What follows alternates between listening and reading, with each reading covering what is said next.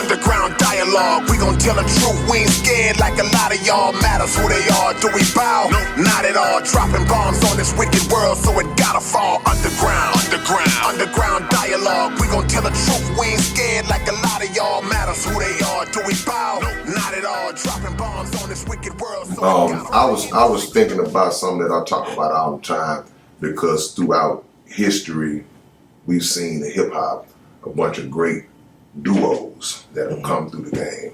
And all the way, you can start at Run and DMC. You can go all the way to Big Boy and Andre.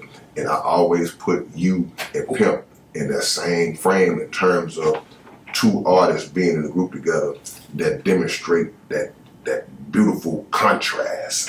Yeah, two different types. I always talk, because it's like, I don't think, and I say this all the time, that two cats that sound just alike in a group, that's just not sustainable to me. You know what I'm saying? So how did you and Pimp even come together to be in a group? Mm-hmm. And because y'all are so different, Pimp is that unapologetically country slang, just Pimp C. Yeah. But you, on the other hand, just a lyrical tactician.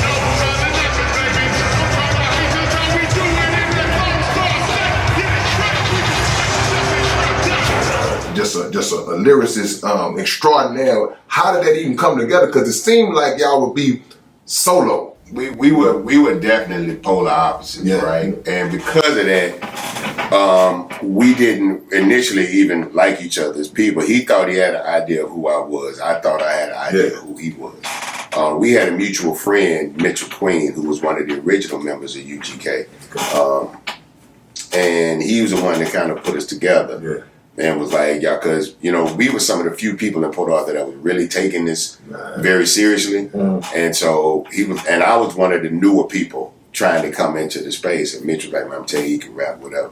And Pimp wasn't trying to hear it. So we both thought both of us was lying about what we did and who we knew. And so we finally met up with each other. And he was like, yeah, you be saying, will you be doing this and doing that? I was like, yeah, he brought a picture from the other day. Like, oh, damn. I was like, yeah, you be talking about you got all this equipment. He's like, you come to the house, I'll show you, I got drum machines and shit like that. Right. And, we were part of a collective of people, right, who all initially had this dream of really like chasing after recognition in this culture. And it eventually got to a point where everybody else, for some reason or another decided to put their time and attention and focus into something different. But at that point, me and Pimp was like, I don't want to do nothing else but this. This is really all I want to do. And it was that common love of the game and the culture, but also wanting to go as far as we could. And for me, I had other things that I wanted to do, but it was nothing I wanted to be a part of more than hip hop. But the thing with Pimp was Pimp didn't want to do anything else. It was this or nothing for him. He literally painted himself in the corner to where this music shit don't pay out. I don't know what I'm doing.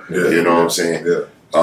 And so, regardless of everything that we went through, me and him was always on the same page about what we trying to do. Yeah. We had a lot of ups and a lot of downs. There was times where he didn't want to do the shit no more, and I'd have to keep him encouraged. It was times when I didn't want to do the shit no more, and he'd have to keep me encouraged about it. But we were locked in on the idea, man, we know we good. You know what I'm saying? We better than a lot of these niggas. Right. And if they just allow us to be seen and heard the way that we want to be seen and heard, this shit'll all make sense and everybody will make some money. Right. You know what I'm saying? And it took us 3 albums to get there because we went back and forth with a lot over Too Hard to Swallow. So we argued with them and went sat down for 2 years and they wouldn't take no calls. And then we come back with Super Tight and get a little bit further, but they still pushing back against it. And then when it came to Riding Dirty, we was like, look, we don't want no advance money. Yeah. We don't want nothing. We want just send us some equipment, you know what I'm saying, and leave us alone. Yeah. And we'll bring you the album. We don't want no money up front. We just want creative control. Just put out the album we give you. You know what I'm saying? Right. And that's what it took for them to allow us to be seen and heard, was to say we didn't want no money. But we believed in ourselves. You know what I'm saying? So we put everything into that album, man, and it came back literally a hip hop classic. Right. Man, y'all didn't even shoot a video for it, did you? No, there was no video because we was arguing with him again. Here's the crazy thing about this. We had done the album, The album was done, the album was turned in. We watching Rap City on TV, and it go to a commercial, and it's a Cadillac, like a Cadillac limousine driving through the desert, real fast, real fast in the desert. I'm like, damn, what is this? And it's a chick standing in the middle of a desert, out of nowhere. And the limousine pull up to the chick, and the chick got my album on a silver platter. She stick it to the car, a hand, get out, grab the album and put it in the limo and take off. And that's the commercial for my album that I never saw in my life. I ain't in the commercial, Pimp ain't in the commercial. We ain't nowhere near no goddamn desert. Now, to be fair, great idea. I love the concept, but y'all could have called it, told that nigga something. Because everybody started calling us like, man, I just seen y'all commercial. When y'all did that? We ain't did shit. You don't know what it was. So we started arguing with him again, and that's why literally there's no music videos, because we couldn't even agree on what the vision would be for the album. So we just said, fuck it, let the music speak for itself. And this was just with Jive, right? Yeah, all this shit. What's up, man? It's your big brother, K. Reno. And check this out, man. The Underground Dialogue Podcast is offering advertising opportunities, man. You can promote your business, you can promote your video, your song, whatever it is that you have, man.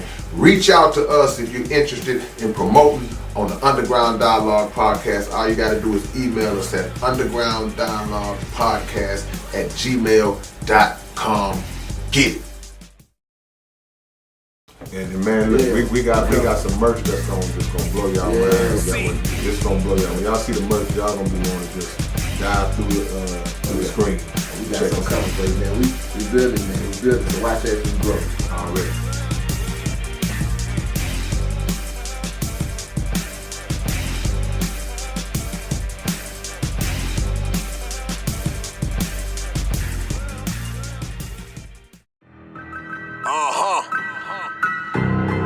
I wonder if they ready. They ain't ready to have this conversation. Or these kind of conversations. But guess what? We gonna have them anyway. Underground dialogue. We gon' tell the truth. We ain't scared like a lot of y'all. Matters who they are. Do we bow? No, not at all. Dropping bombs on this wicked world, so it gotta fall. Underground dialogue. We gon' tell the truth. We ain't scared like a lot of y'all. Matters who they are. Do we bow? No, not at all. Dropping bombs on this wicked world, so it gotta fall. From the industry to the Oval Office, we expose the darkest motives of them all and disclose what the protocol is. Thinking and moving logical, stopping every maneuver possible, and apologizing for truth is not optional. We gon' help you with what you go through, reshape and mold you, and sweep over them weak lies they told you. If you living with no clue, we gon' deprogram the old you, and you get to keep your soul too.